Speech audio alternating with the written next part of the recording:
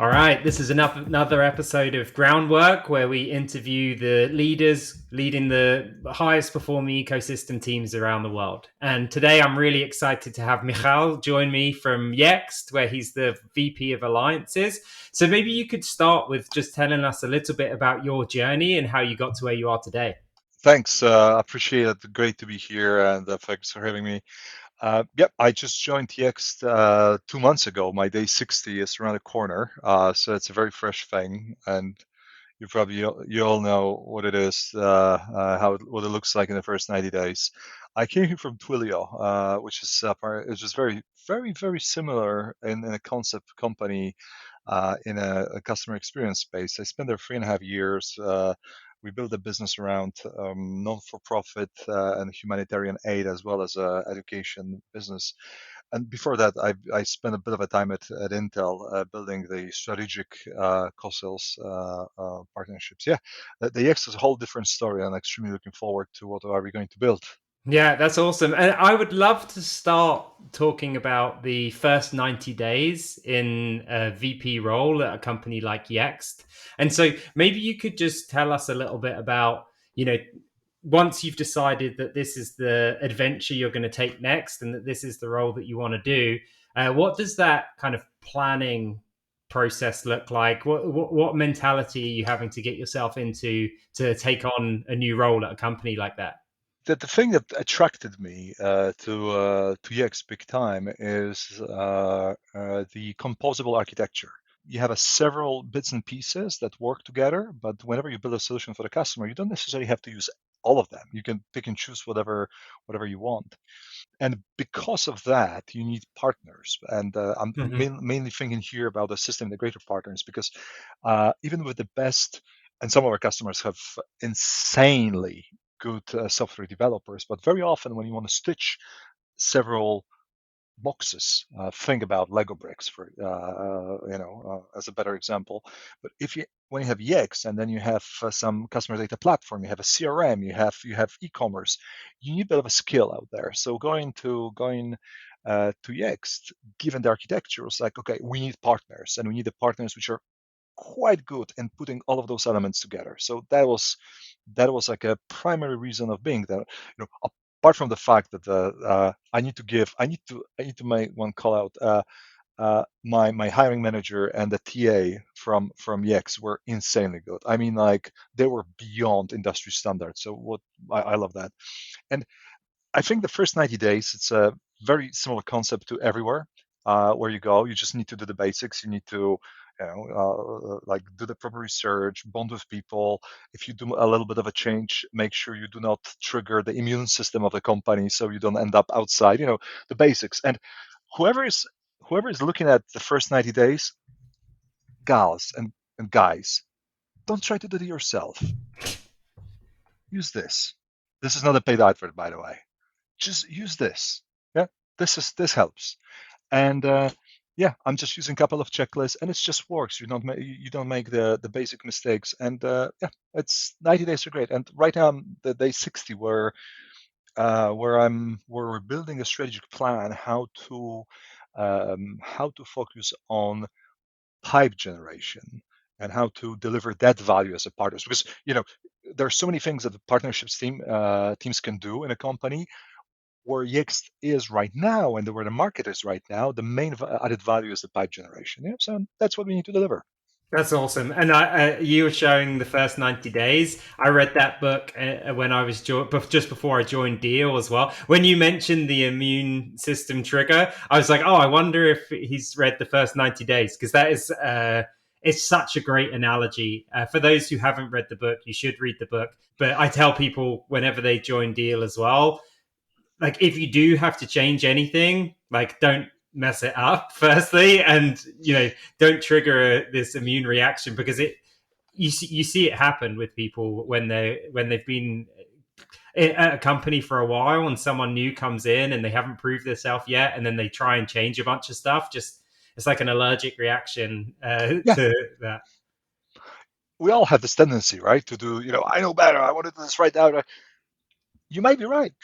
It's no probably you're right, but just do some quick wins. Build some, build some little small things like implement this stack, change this small process, do improve this, improve that, and give it a second, yeah, and then go for big things. And yeah, and actually, I think the immune system analogy is in the other book of the same author. I think it's the Master Your Next Move. I think it's there. I don't Oh, recall it from, maybe. but it's the same. Yeah, Those yeah. books looks the same. Yeah. But anyway, you made a right bet. Yeah, yeah. I read both, and I broke down every chapter, and then like made basically built my 90-day plan off of that. I saw that you had a bunch of notes. Yeah, excellent. I mean, very, very actionable. Great books, great, like really awesome books. And so, tell me, at Yext, what part of the org do you report into as the VP? We have the partnership organization and partnership and alliances organization is reports directly to COO. So I'm reporting to my boss who runs the partnerships, and it's both the go-to-market partnerships, but also tech and the publisher. So basically, who our let's say our providers, if you Mm-hmm. will, and my boss reports to COO. So it's like a parallel organization to go to market. However, our mission is, or my mission is that we need to be as close as it gets with our go-to-market colleagues, yeah, because in the end, we're helping them to grow, yeah. That's the whole thing. Yeah, I love that. And so what does the you've got it sounds like you've got those three pillars from a leadership perspective, and then like what does your team look like? What does alliances mean at Yext? Because I think that that varies from company to company. And what does your team look like? The team is not big. It's a team of three at the moment because that's where we are as an organization. And the alliances, probably it's a semantics more than like a well established encyclopedia level definition. It's more the partnerships are in the publisher and the tech stack. This is partnerships. The alliance is where we actually deliver the business. So either it's a pipe generation or the project delivery, the outsourced professional services, Mm-hmm. or any type of managed services. Yeah, so that's the alliances. I don't think it's that type of categorization is that popular, but that's how it works, just for clarity. Yeah, yeah. It's different. Every company I go to, some people think of alliances as yeah, like the SI professional services folks. Some think about it as the most strategic partners. Sometimes people think about it as the tech partners only. It really varies from company to company. Like some people really think about it as like the channel resellers. So yeah, it varies from company to company. For me, the alliances, if you ask me before Yeah. even learning about DX, for me, the alliances would be, uh, I don't know, Intel working with Microsoft. That's an Hmm. alliance. Yeah, this Hmm. is like a 20 years of a history, 50 years of working together on building PC ecosystem. That's alliance. Yeah, but it's all semantics. It doesn't matter. It doesn't matter.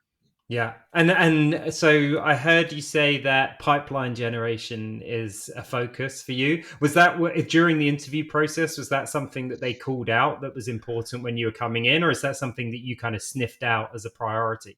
That's a very complicated one because when I was interviewing, as you can imagine, the partnerships, you have like 6 or 7 functions you can think of in a company, and that was mentioned. But when you talk to the sales folks, like the direct sales folks, and they tell you, and you ask them, guys, how can I help you? If I had nothing during the interview, if I had nothing when it comes to my OKRs, anything, and you wanted me to focus on one thing, what would it be? Yeah?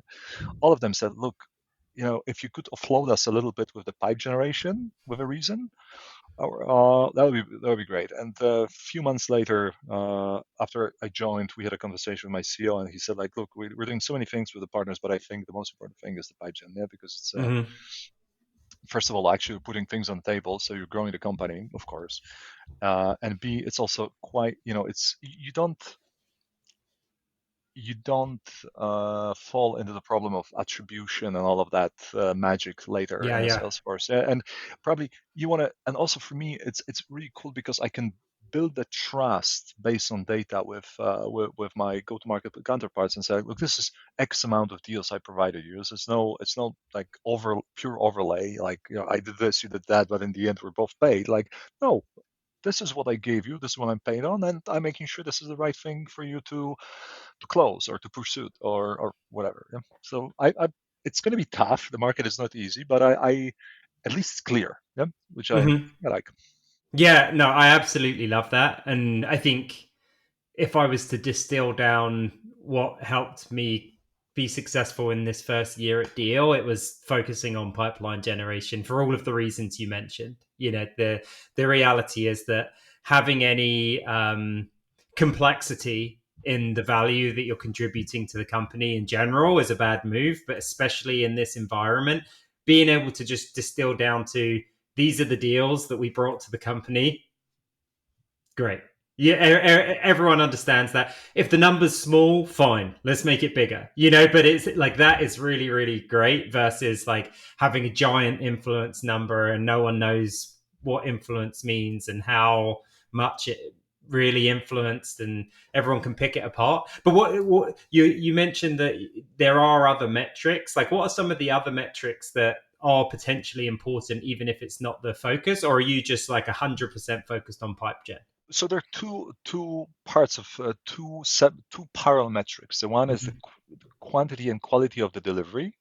So the PS part, the outsourced PS part, and the other one is the one metric around anything around the revenue. Right now, I'm not in 100% agreement the way it works right now, but it's okay. It's up to us to change it.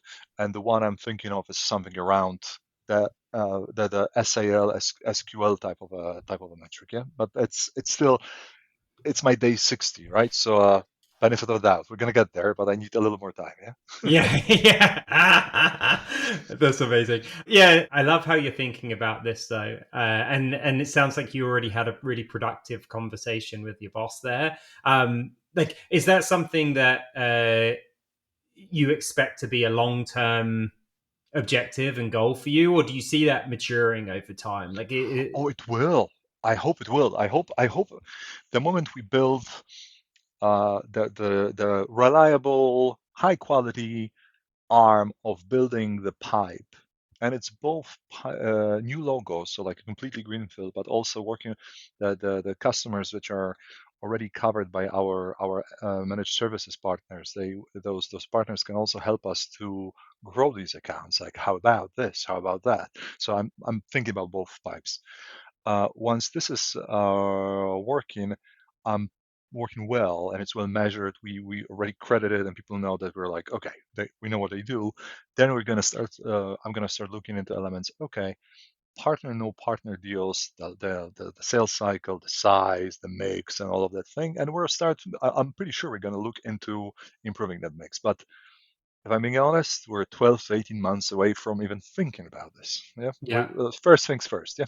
yeah, no, I love that. And so you mentioned like one of the first things you did was go and talk to the salespeople and get feedback about how you could contribute value. Like, tell us a little bit more about why that's where you started and how that became like part of the plan, I guess. I think it's natural question when you speak to sales. How can I help you? Yeah, it's. I think that was really natural. In my first company at Twilio, I was an overlay, but actually I was a direct salesperson. So I wish at the time, and there were examples. I'm not saying there wasn't, but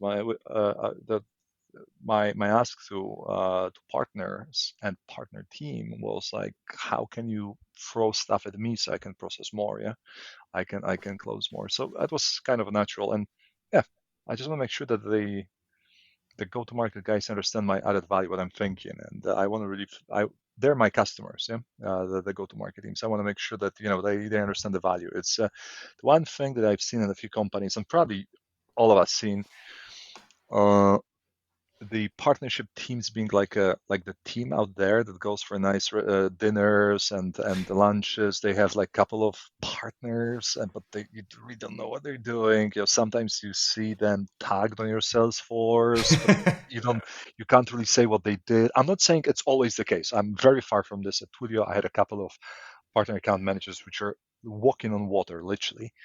But there's sometimes this thing that are out there, and and this is the last place I want to Hmm. land at Yext. I want to, I want my team to be recognized. Like, yeah, they're helping me with the ecosystem. They're out there. They're not leading the pursuit because that's not what I paid for. But if I need them for specific things like pipe generation, I know where to call and I know what the value is.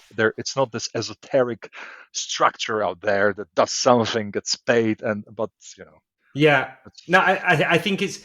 I think it's a really astute approach, and it's awesome that you think that that's like a no brainer. I think that that's quite unique to think of the salespeople as your customer. I think most people would think of the partner as their customer, or sometimes people end up thinking that every internal team is their customer, and they end up with like a joint goal with marketing and a joint goal with product and a joint goal with CS. But I like lasering in on where you can have high impact and making sure people understand it. Actually, I think it's very astute. And I think having the background as a seller obviously really helps on that front.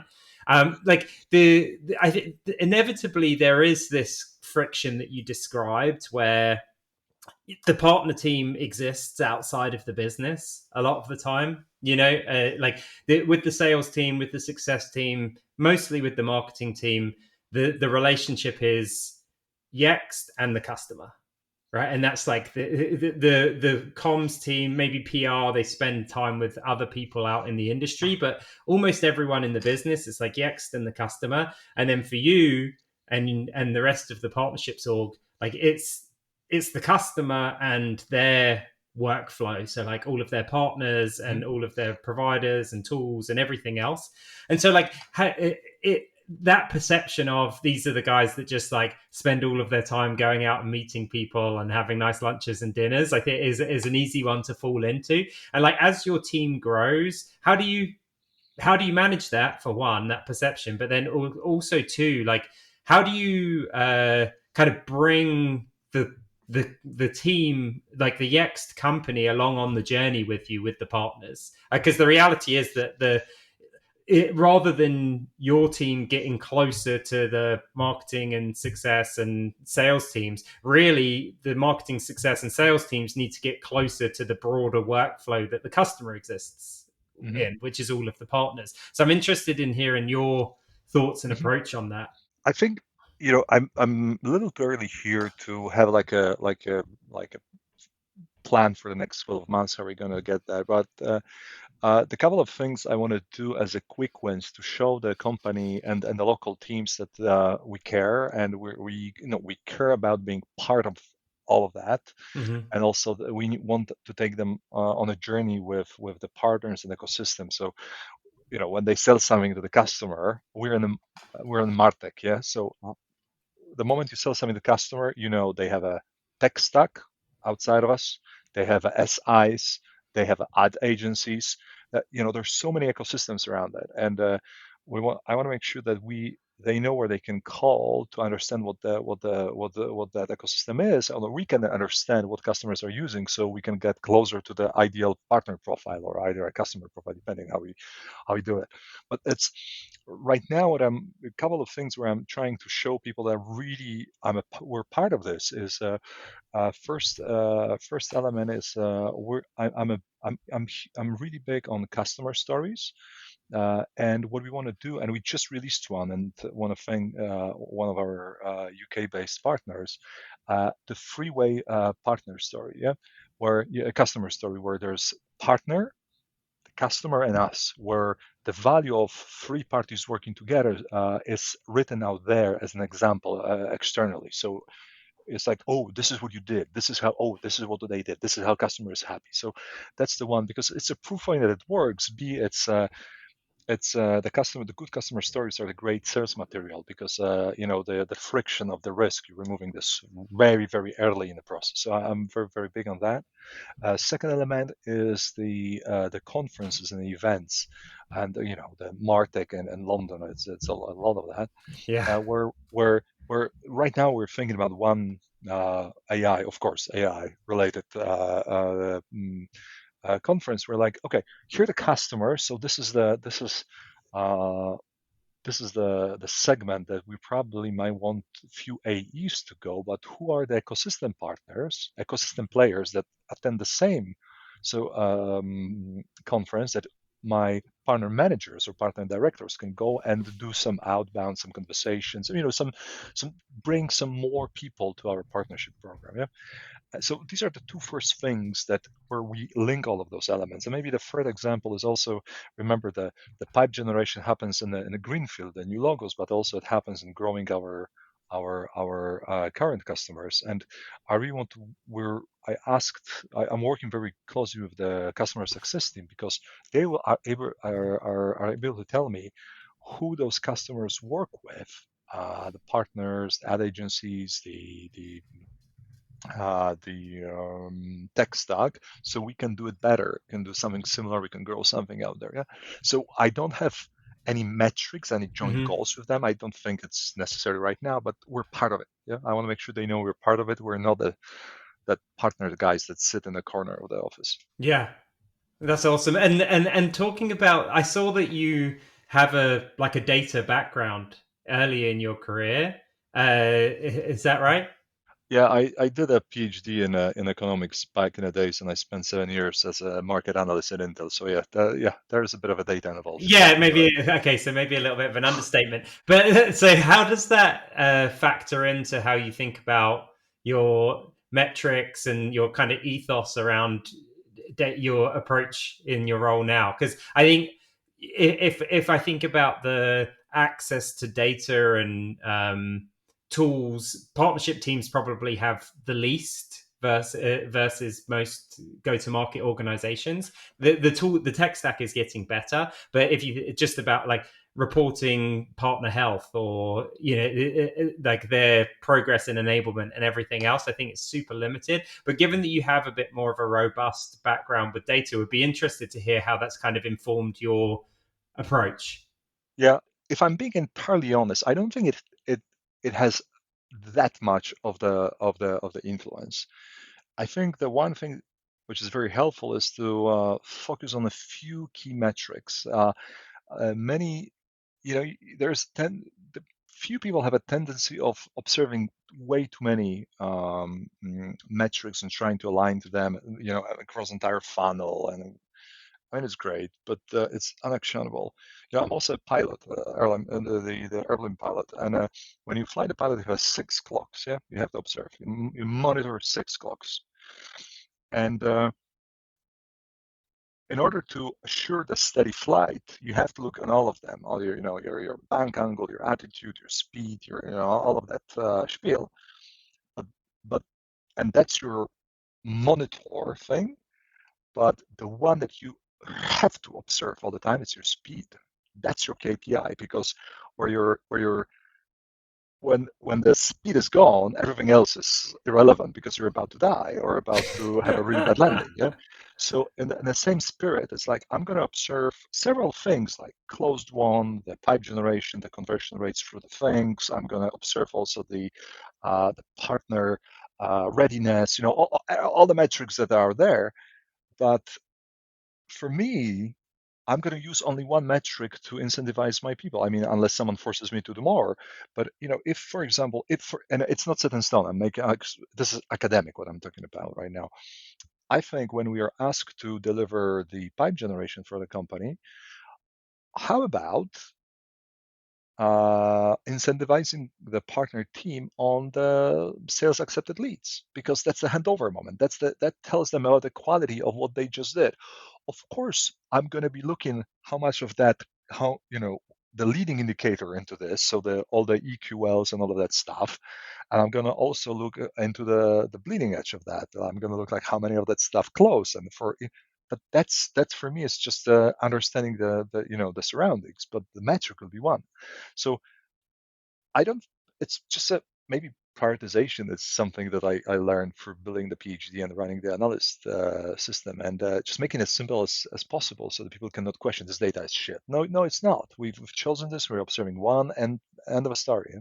Yeah, I really love that, and I love the analogy of flying a plane. That's very cool. Yeah, the we actually do a combination of like the thing that the reps get compensated on is closed one revenue that was referred by partners.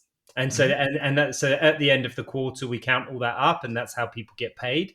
But throughout the quarter we're measuring on sales qualified opportunities Hmm. that were referred by partners. And Oh, so that's like and so we keep really close on interesting. that. Yeah, and so it's like, okay, did we generate more than 15 SQOs per partner manager per month?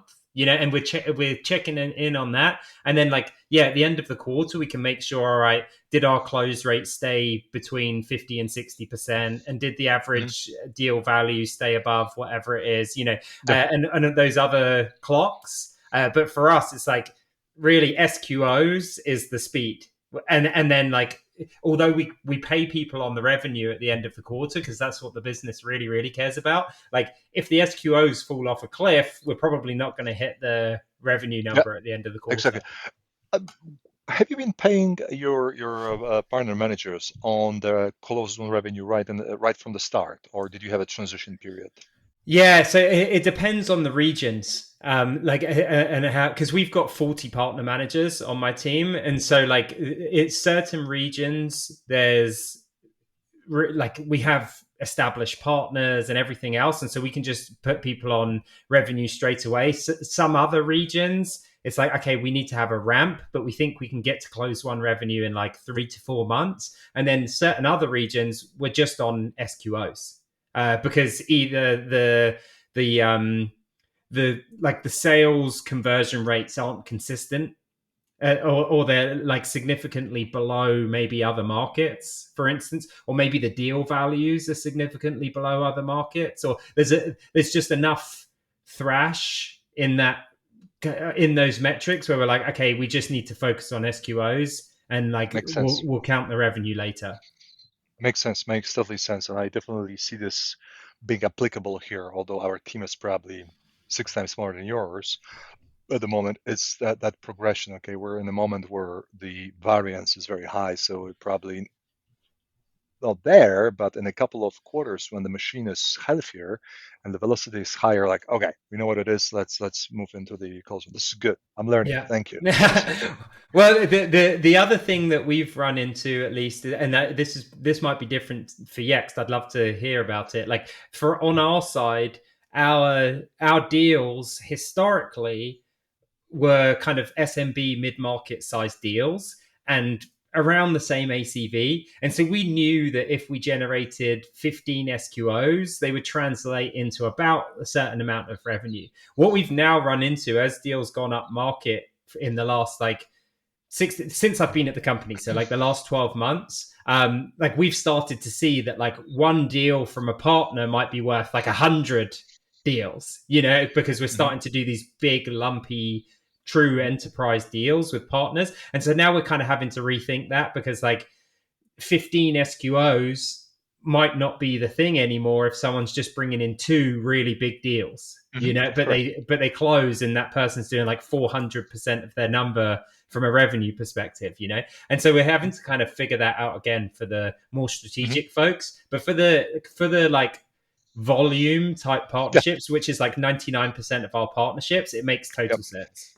Yeah. I think I'm even.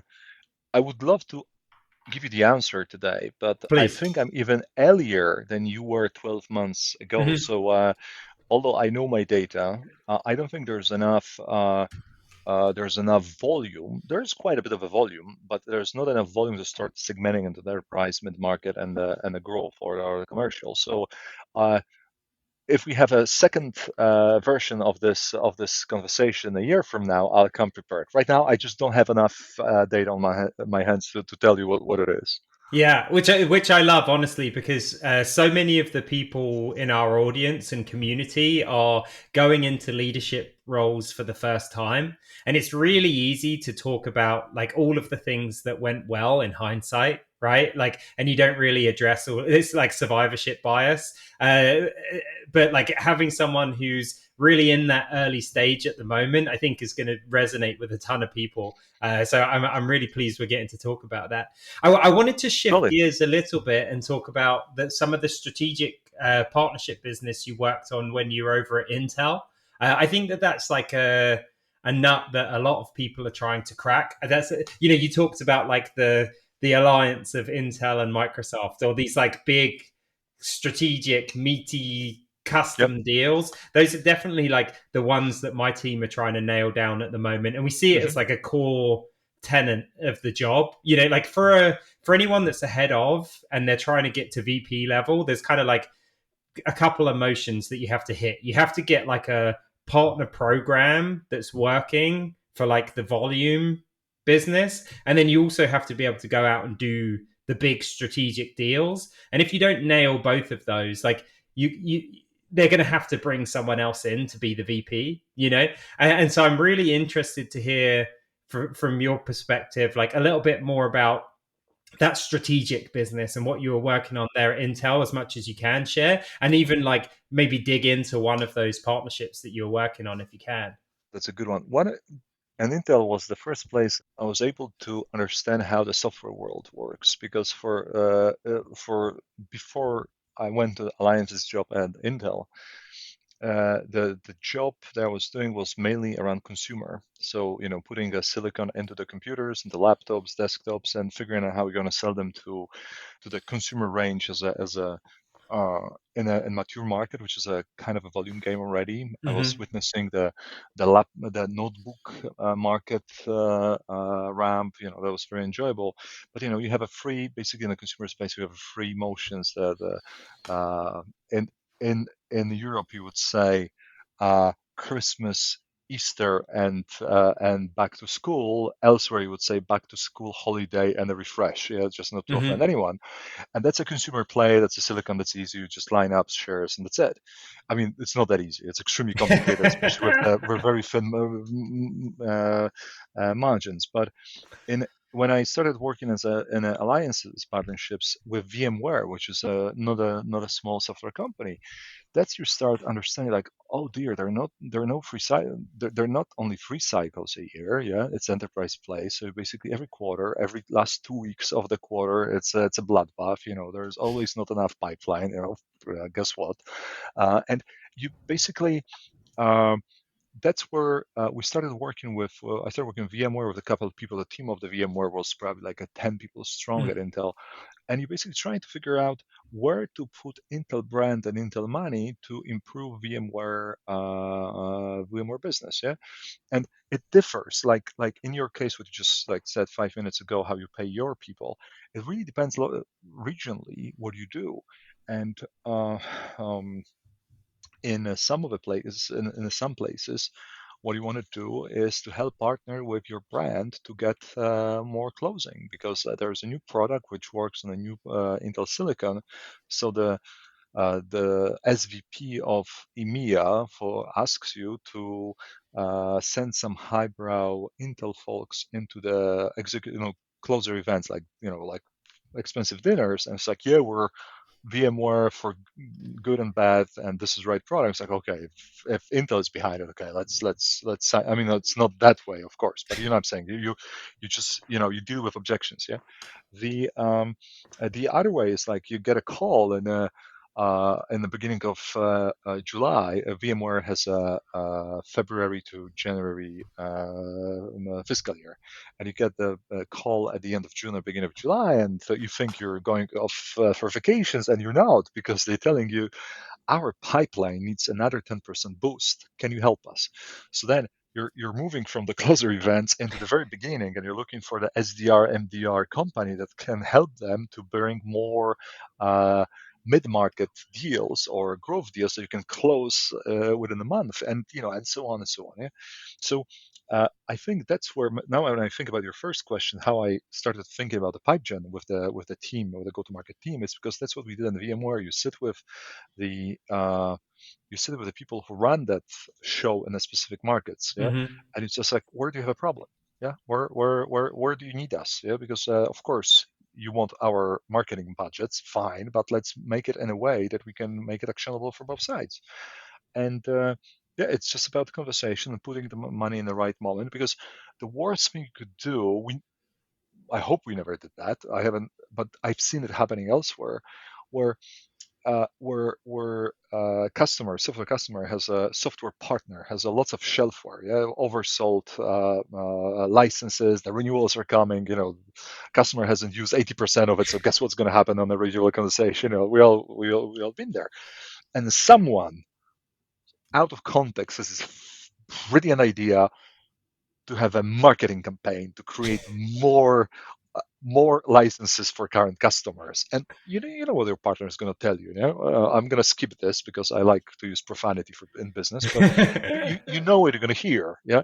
So just avoiding making mistakes and asking your partner where I can add value. I think it's the best way to do it. We're going to fail half the times. That's how it works. But never assume that you know better than your partner. Yeah, I love that. Yeah, that's that. I never assume in general, but especially never assume you know better than your partner. I think is like such a good rule that Yeah, everyone. they sit with customers. So Yeah, how about asking them? For yeah, starters. yeah. That's like we should have that all tattooed on our forehead. It's like it's the biggest one I run into for sure. Me personally, I make that mistake all the time. And Yeah, so yeah. yeah, like tell me. 10-person team just on VMware. It makes sense. It's a very strategic partnership for Intel. But like, what does that group look like back then, at least? And then like, also, like, who runs that relationship? Does that lead up into the exec leadership team, or is there like a VP on it, or like, how is that whole thing set up? Although the VMware was important partner, I don't think there are many. I think there were only. Remember that was 10 years ago. Yeah, things changed. Amazon grew over that time. AWS grew over that time, so it might be completely different right now.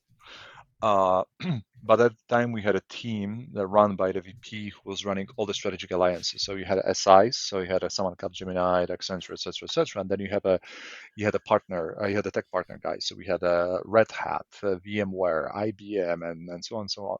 So you have this chain of command where you have a one person being a main contact, and then the rest of the team somehow, Intel is 107,000 people at least at Yeah, the time. So it's the structure who you report to didn't necessarily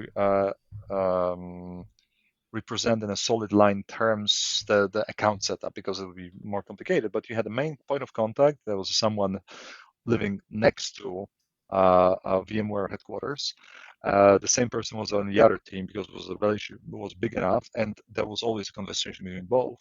And then you had the corresponding teams. The CTO was talking to the head of product from our side, so you had the entire mapping from both ends. But that was then you had the entire capillarity of the system where people the go-to-market like me, or the marketing folks, or a bit of technical folks by geo, so the EMEA, Japan, APAC, and Americas, they were basically working with their relevant counterparts, because what works in Singapore might not work in UK right away, or vice versa. There's also the locality what they're trying to do. So that's how it worked.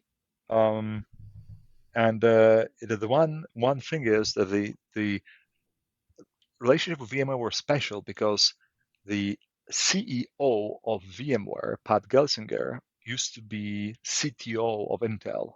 So the mm. guy knew and actually knew more about Intel product. He was the guy who designed Pentium. Okay, Wow, he was the guy. He's the guy behind the very early successes of everything at Intel. Yeah, wow. so he knew more about Intel than anyone, the entire account team combined. And later, Pat became a CEO of Intel. He's a CEO of Intel right now. So, although we were not comparing to AWS or Microsoft or Oracle, we were smaller in terms of attributed revenue, but that was much closer personally. Yeah? That's why it was probably less uh, hierarchical and less rigid, because there was Mhm. always friendliness in that relationship. Yeah. Yeah, no, I absolutely love that, and like what I think that the exec relationship makes the world of difference. If your CEO can be like can be in contact with the CEO of your most strategic Oh yeah. partners, and they can just text each other or whatever else, and just it breaks down barriers and it moves the needle on everything. I feel like the regional approach, like for instance, I saw that you were based in Europe, on in that role, having people split up and just like divide and conquer, from a region perspective, makes a ton of sense as well, and seems to be something that's working for us, at least in the early stages. Is that something, as you kind of think about SIs and like that need in business, Yext, is that something that you plan to do there as well, where it's like a kind of divide and conquer approach to these regional relationships, or how are you thinking about some of the strategic ones there? Look, there's no EMEA. EMEA is there's no. It's like it's like America. There's that Yeah, concept doesn't exist. People in New York behave differently than people in the Bay Area. Yeah? It's a sure. whole different story. Yeah? And here the differences are even stronger. So EMEA is not a geographical concept. It's not a cultural concept. It's a cluster concept. Yeah.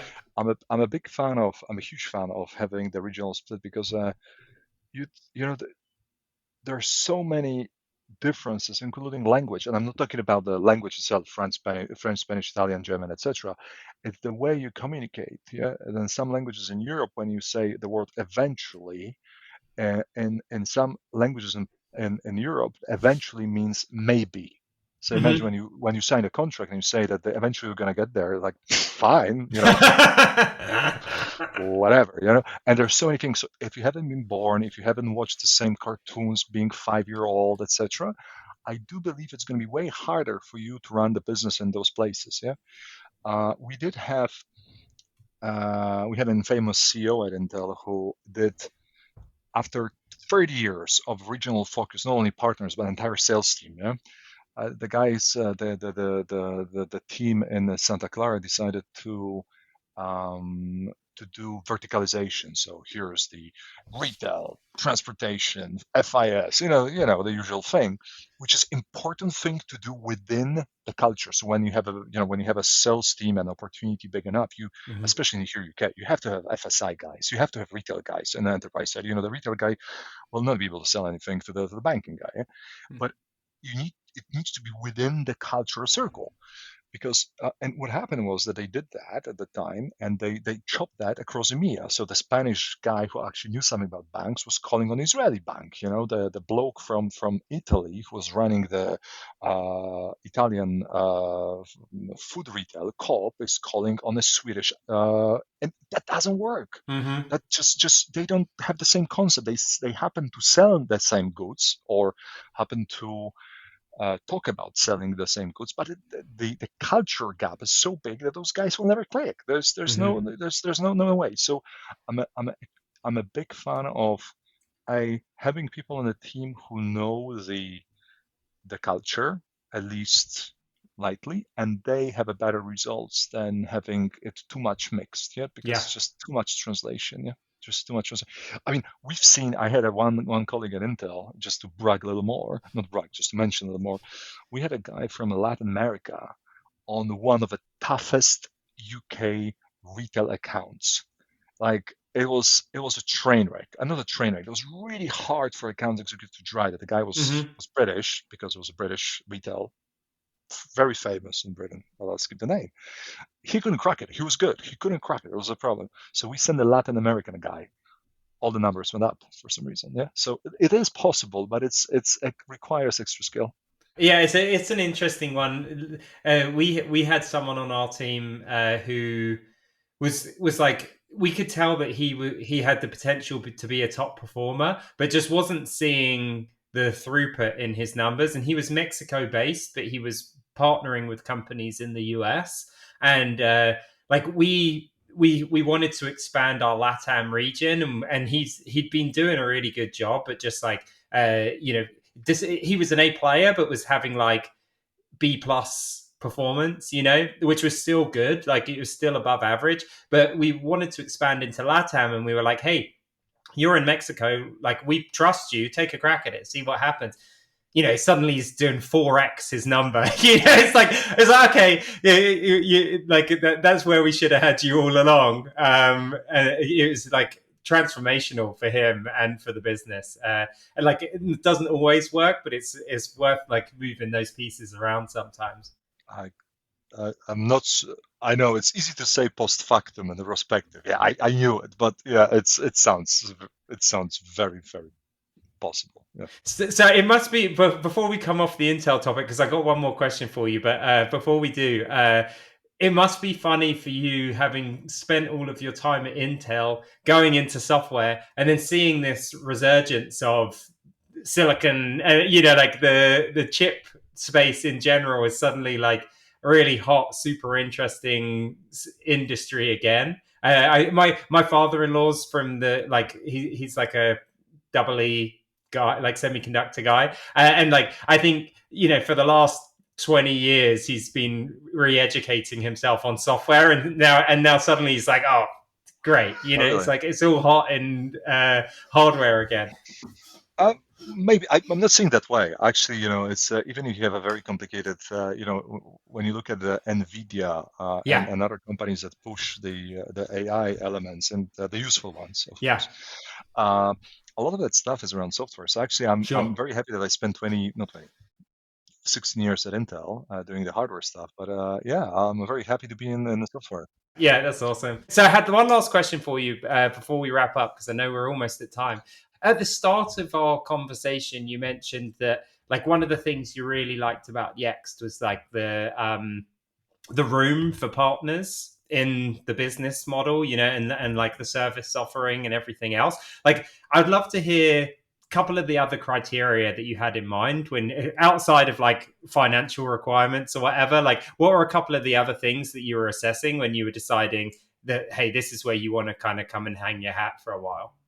There are several of them. The one thing that helps me, I always, when you look at my CV, and I know you did that, I've been working with American companies for a very long time, and I think I'm quite a good fit in there. I kind of enjoy translating what comes from the other side of the pond to here in both ways. Yeah, so I Mm-hmm. really like it, and it was one of the deciding factors, not the only one. The other one is the how customers are using this the product, and do we have a ideal customer profile already identified? Are we do we? It's not even about the product market fit. The company wouldn't Mm-hmm. be listed on the New York Stock Exchange without it. But do we have like do we can we build something repeatable? And talking and looking at it's there. It's just like now we can scale it. And the one thing that doesn't exist at Yext yet, but my mission since I'm started my work at Twilio, what I really gets me like motivated and really really passionate is when you put the technology to make the world a better place. It's Mm. not about selling the software to sell more somewhere. It's how can you improve life of others. That's what we did at Twilio. We built Twilio does telecommunication systems in all shapes of forms. We did the hundreds of COVID-related and humanitarian aid-related chatbots, WhatsApps, contact centers, where it's all paid work. It's not donation, it's not charity or anything. Sometimes it was, but it doesn't matter. But basically, you use the same technology that is used by Uber, by Airbnb, by Morgan Stanley, by anything else, but you build it for United Nations, you build it for Red Cross, you build it for CARE, for Norwegian Refugee Council, and so on, so on, so on. And whenever I'm working right now with the customers, I'm thinking like, okay, how this website or search or location, I'm talking about the Yext products, how this can be applied for humanitarian aid, or can it be applied for mental health support, or can it be applied for fundraising for these activities? And I see the potential there. I've seen it already being at Twilio that this type of technology will be needed on top of a Twilio stack. And give me a year, I'll figure it out. Yeah. So these were the elements which I really like. I love that. And that's such an awesome place to leave the conversation, I think. And so, just an awesome baseline for the work that you do, and something that I think will provide a bunch of staying power for you if you're having a positive impact on the world. And so, very, very cool to hear that. No, thank you. If everyone could find purpose like that, the world would be a much better place. So it's awesome to hear. It's Well, easy. Michal, thank you so much for the time today. I really Of course. appreciate Thank it. you. Amazing conversation. I'll take you up on the offer of a part two. I'd love to like check back in maybe like 6 to 12 months and hear how things are going. So I'll definitely take you up on that offer. But I really appreciate your time. This was super interesting. Thank you for having me. Great conversation, and looking forward to meet you in Denver, Ty. Yeah, lots of Can't wait. stuff. And if I'm being entirely honest, it's going to be a hidden commercial. I'm planning to use some of your best practices you had a deal to work on with referral partners. But yeah, I'll see you in Denver. And Amazing. Awesome. I can't wait.